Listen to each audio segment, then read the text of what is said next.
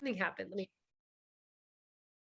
All right. Hi, everyone. Awesome. I am Violet de Ayala, founder and CEO of FemCity, and I'm joined by Lynn Pelzer, who is our FemCity COO, and it's our Get to Know FemCity. So this is the time each month that we share how we started FemCity, how it's evolved, our different programs, what you can expect from FemCity, and sometimes we have time for a Q&A at the end. We do generally get questions that come in from some of our members, so we do have those handy as well. Though some, I will say, Lynn and I were reviewing them in preparation of our Get to Know April session right now. And some of them are actually for the Ask Violet, which is office hours with Violet. That happens, I think the next one is coming up in May. It's when you can pick my brain. So I think some of those were like business advice questions. So we're gonna hold off on those just because this is not about business advice. That's more for office hours. So I just wanted to mention that in case someone's, where's my answer? It will be answered in the Ask Violet session. So Lynn, anything you want to add before we start? No, I'm gonna do an introduction for you for anyone who doesn't know you though, or anybody who's watching this later. Thank you. So you Okay. can just sit back for a second while I read it out. Because, there are people coming on or watching this that are just finding out about FemCity for the first time. They're just a little bit curious. This is just a great informational session for if you're already a member and you're new and you want to learn more, or maybe somebody told you about it. You want to share this too with someone because maybe you've got some other women in your life who you think need something like this. So please share it if you do see this as a replay. So I'm going to tell you about Violet de Ayala. So she is our founder and CEO, and she's going to go through a lot of great stuff. I'll be giving her a bunch of questions to share things with you today. So she's been quoted in Success, Entrepreneur, CNBC, Fast Company, Yahoo, Small Business, and Business Insider News as a business expert.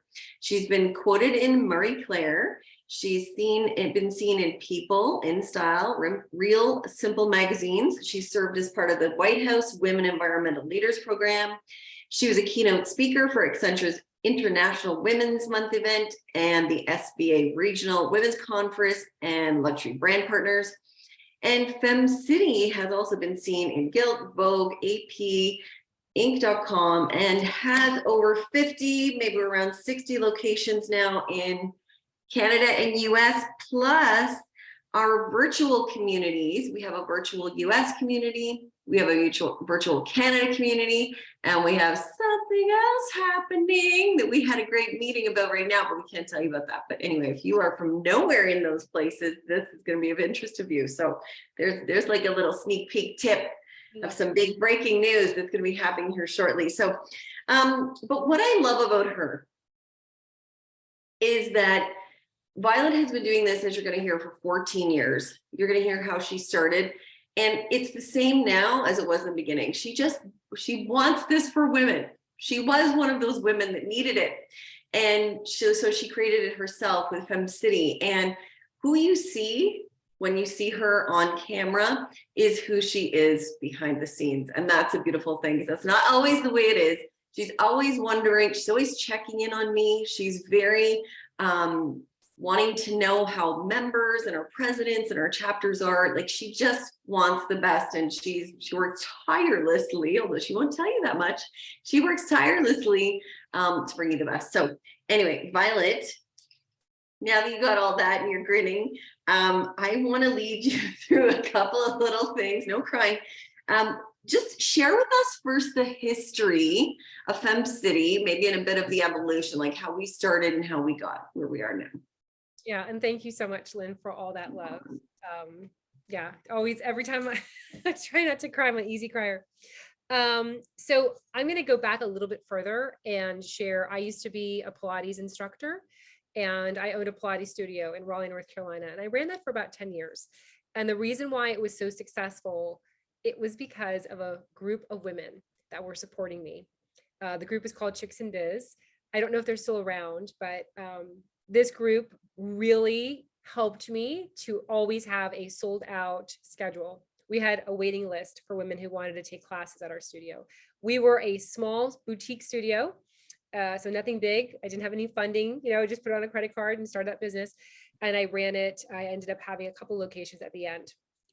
So that's really where I found my success the first time around with having that group of women supporting me. I would have never had that success had it not been for them, for sure. So fast forward to me moving back home to Miami in 2007 with our 3 kids. And I started working at the Four Seasons here doing the marketing and PR for their club and spa, which made sense because I was doing PR for my Pilates studio for 10 years. And because of my role there, the company would always pay for me to go to all the networking events in Miami. So I would go to all the free ones and I would go to all the expensive ones because they were paying for it. So I'd go to the ones that were like $150, $200 a plate. And I grew very frustrated during that time because I couldn't find my community. And I'd always get home kind of feeling a little deflated, feeling like, how come I can't meet women like me? I don't understand. Even though the parties were amazing and the events were fantastic, and I think even the organizations were really great, meaning they were professionally done, people were on time, they were reputable, I just didn't find what I was looking for. So my first aha moment with FemCity was going to an event that was a women's networking event. It was the one that I had liked the most out of all of them. And it was $100 a lunch plate. So it was $100 a ticket. To become a member, it was like $500 to $1,000, and you had to be approved, and you needed like 10 letters. It was something really crazy. So only the popular people got in. So I never even applied for membership because I was like, there's no way I don't even have 10 people to send letters over that belong to the organization. But I went, you could go as a guest. So I went as a guest, and the speaker was a male dentist. And I'm sitting here eating my $100 lunch and looking at this male dentist presenting at a female networking group. And I have 2 girlfriends of mine that are dentists. And I was like, wow, they could have been here. They could have totally been here and presented. And I just felt like it was such a slap in my face. So that was the last time I went. I made a couple of friends at that group. And I told them a month later, listen, I'm going to start something on my own. It's going to be 20 women only, very small, like how I had in Raleigh. And we're just going to help each other out. We'll just meet together for lunch every month and just to be there to support each other. That's how FemCity started. My first event, I had 20-ish people, maybe 19, and had no curriculum, had no format, didn't know what I was doing, had no website, no membership, nothing. It was just a lunch. And we just sat there looking at each other. I thought it was the biggest bomb ever. I was like, oh my gosh, this is so embarrassing. I had no idea what to do with these women. Well, the second time we had an event, they all told their friends because they actually had a great time, even though I was stressed and I thought it was awful. They had a great time. So our second event, we had 60 women, and I had 2 speakers because I'm like Goldilocks and the 3 bears, you know, too cold, too hot, and then right down the middle. So I went crazy and I had too much curriculum. So we ran out of time. We started the Fem pitches, we still do to this day. And women were chatting and you could hear the murmur of conversation. There were women from every age bracket, every color of skin, every height, every weight. It was like the most beautifully blended community I had ever seen. A lot of the women I didn't even know. Honestly, I only knew maybe the 19 that went to the first one. I didn't know the other ones. And it was the first time I felt at home besides that group in Raleigh, North Carolina. So I kept on doing FemCity events in Miami, and towards the end of 2009, this woman came up to me and said, I get stressed out. I drive from Fort Lauderdale every single month. Your events are always sold out. I panic. And I think you're being very selfish for not starting FemCity in Fort Lauderdale. And as the universe would have it, as soon as she said that, the next day I started getting emails and messages from friends that saw our pictures on Facebook, because Facebook was new for me at the time. I didn't know what I was doing, but I was posting pictures of our events, and women could see what we were creating here. Even though I didn't, they could see. And so women, my friends, started asking, who do I talk to start a FemCity chapter in my community? This is great. I need this in my life. And so there are a couple of lessons there. Sometimes you don't see what you're creating. Sometimes you don't see what the next step is. Sometimes you don't see the value of what you have around you. It's other people that are telling you. And the secret to FemCity's evolution has always been listening to our members and listening to see where we can be of service. So that's the question I get all the time is like, how did you guys keep on expanding? How did you guys make it through the pandemic when so many didn't make it through? We always listened to our members, and we still do. We create based on what our members want. So that woman that said I was selfish, I had 3 kids in 3 different schools, sat on 6 different boards, and was raising a lot of money for charities. I had never been called selfish, but it was a really good thing for me to hear because she became our FemCity Fort Lauderdale president. So she kicked it off and did great. It was amazing. And then I thought, well, that's really great because it's close to Miami. That's why I did so well. Let's do something really far away. I posted it on LinkedIn, and Cheyenne Palma Dominguez saw it on LinkedIn.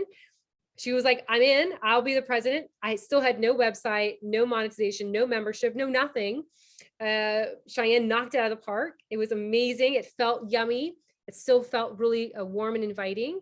And we kept on launching. I paused on those, and then I added a couple more. Paused, listened, asked our members, how did it feel? Did you feel loved? Did you feel supported? What about the programs, the curriculum? Google came around and said, hey, we love what you're doing. We want to teach some classes for your members. And so we were like, okay, Google, that sounds great. So Google started teaching classes for our members. It was really cool because we had a location in Seattle, which is how we also got into Vogue. That's a whole other conversation. But they used to meet at the Google headquarters there in Seattle. So it was so cool that they actually got like the space there. And then Yelp came around. They were our second partner, and they said, we want to teach your members about Yelp, how to get on Yelp, how to deal with negative reviews. And so that really propelled us into the online space. So we've been doing online curriculum for over 10 years. That is our jam also. So it's not only networking events locally and personal development, but also online curriculum as well. So we still do that to this day. At least once a week, you'll have a class from us, sometimes 2 classes. Sometimes we pre-record it. As an example, today we have how to find a publisher for your book. Last week we had how to self-publish your book. And we also have a class tomorrow on how to create a membership-based business. So those all came because our members requested them. So we found teachers to teach those classes. The teacher today is a bestseller. She published, I think, with Penguin, and she's going to tell us like how she did it, her process. So that is how we've evolved. And then I know, Lynn, you're going to ask me about the evolution after the pandemic. Did I miss anything, by the way, Lynn? No, you're doing great. Okay, so the evolution during the pandemic. So during the pandemic, we started a scholarship fund. We had a lot of members lose their jobs, or their partner lost their job. And so we started a scholarship program, kind of like not the right way. We just started it overnight. We were like, that's it, we're going to be there overnight. And then we finally filed all of our papers. So we have a nonprofit that runs through our umbrella over here in Miami, through one of the nonprofit, they're called like fiscal agents. So we do have a scholarship program, and we also started a FemCity Girls program. So we offer once a month free classes for young girls age 12 to 18. That the intention for that is not only personal development, but also we want to make sure that they are really comfortable with business terminology. So whatever they choose to do in the future, if they fall back in a sense of like they lose their job, or they now have 4 kids, they're a single mom, they need extra money or a side hustle, that they feel really comfortable and they believe in themselves enough to start a business, because we truly believe that starting a business is the way that women can achieve really great financial success through balance as well. But, living a happy life so that you're not, the idea is not to make a lot of money and then you're exhausted and sick. The idea is to create wealth while being a really good servant of your community, great social impact, and of course, adding lots of love and joy around you as well. So anything I missed, Lynn, or anything you want me to add?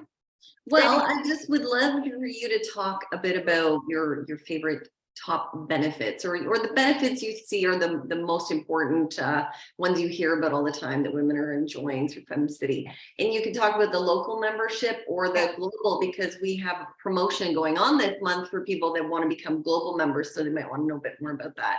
Perfect. So if you're a local member, and I go through this through the membership orientation. We have a membership orientation. I personally run it every single month. So you can always join us. And we do email out the replay. We have it on our website as well, because we want you to use all of the benefits. We know FemCity has a lot to offer. We've been around for 14 years. We do offer a lot. So sometimes people join like, it's so many things. This is like, oh, I just thought it was for events, but I didn't realize it was all these other things. So here's where I would start if I was a local member. I would definitely contact your local president. You can go to femcity.com/locations. Your local president is there. If you don't have a local chapter near you, we have a virtual US and a virtual Canada. So reach out to either one of those as well. Introduce yourself, share a bit about your business and your brand and how we can support you. She's going to want to know that. She's going to want to know like who you are, how I can support you, what your goals are. Are you looking to meet people that are in the luxury brand area? Are you looking to meet people who are B2B? Like, tell her as much information as possible. That's going to be the first place. The second thing that I would do is show up at an event. Show up. If it's virtual or in real life, show up. The FemCity membership will not help you if you never reach out to anybody, you never go to an event, you never log on, you never show up, you stay literally like in your room all the time. Like, it's not going to work for you. Just like if you join a gym and you don't show up, of course you're not going to get ripped, right? It's the same kind of thing. So the second thing is show up either virtually or in real life. And the third one is, I'm going to share two. I love the virtual networking that we do every Wednesday. Even if you're a local member, here's why I love it. I love it because you make 20 new friends in a really fast way. It's the best ROI. If you can only do that, it's really great. You're going to make friends with so many women who are going to believe in you, support you, cheer you on. So that's the best ROI, I think. Those three things right there. If you just did those three for $15 a month, you are solid. For global members, here are the three ways that I would start. Join us every Wednesday at 12 p.m. Eastern time. I personally host those. I get to know you. I want to know you. Why? Because I get speaking opportunities. I get PR opportunities. I get like, bloggers looking to feature women, podcasts looking for guests. If you show up on Wednesdays and I get to know you, you're top of mind when that opportunity comes through and I can pitch you. So that's one thing.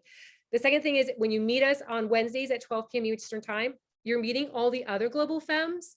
And now you have an army of women who are also growing their global brand that now know about you.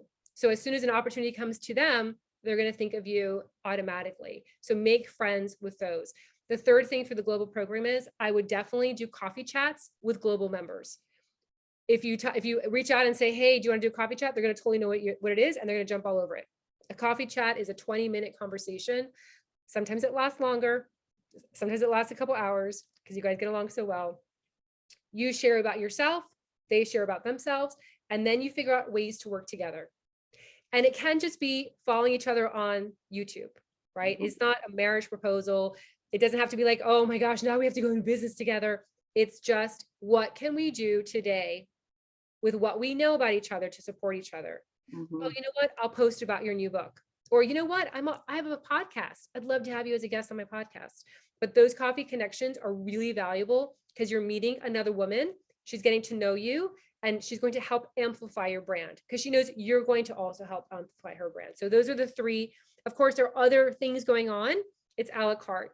You take and you choose. There's a library. There are business classes, personal development classes, summits that we have, the directory, the forum. There's all this other stuff, but those are the three areas that I would stick to when you're getting started or when you kind of want to scale back and kind of start from like where the big ROI is. I love it. I'm going to add one in. Okay. Because I really love our Facebook group, FemCity Community. And when I was networking before FemCity, I loved using a Facebook group to get to know people. So when you say show up, if you're participating in there and seeing like, I actually post something in there every month to say, hey, who wants to do a coffee chat? You can look through the comments to see who wants to connect with you to do coffee chat. Like, we do facilitate some of the things to happen, but you can also just go ahead and reach out to somebody who looks interesting yourself and see if they want to meet up for coffee chat. That group is a great way to, I don't know, see a lot of opportunities and meet a lot of people. So I'd put it on your list of, things that you're doing every week, a few times a week, to go in there and check it out. Yeah. And I just want to add, so Sarah Jane posted, she's attended one virtual networking event, didn't reach out to anyone as I just already had a lot on my plate, could figure it out, how to schedule the coffee chats. I felt so guilty since. I feel embarrassed about showing up again, but I don't have the time to connect. Here's the thing. It doesn't matter, Sarah Jane. We love you anyway. We are all busy. Just show up. It's okay. Like, it's totally fine. I don't think we've only kicked out, I think, 4 members in the last 14 years. And that's usually like someone's bullying or, like really extreme. Other than those 4, everyone's full of love. Everyone's full of love. There's no judgment here. We actually start our meetings with saying we're going to give without judgment and we're going to receive without judgment. That's what we're here for. We're not here to say, oh my gosh, no, girl, just show up. And when you have time to do the coffee chats, you do the coffee chats. Don't worry about it. When you have time to do the class, you do the class. No one's, there's not a check mark list. We're not keeping track. We're not like, oh, you didn't show up, you're out, like it's, we're super, we're a little groovy and granola over here. So, take what you want. And there's always next month. There's always next month. To jump in again.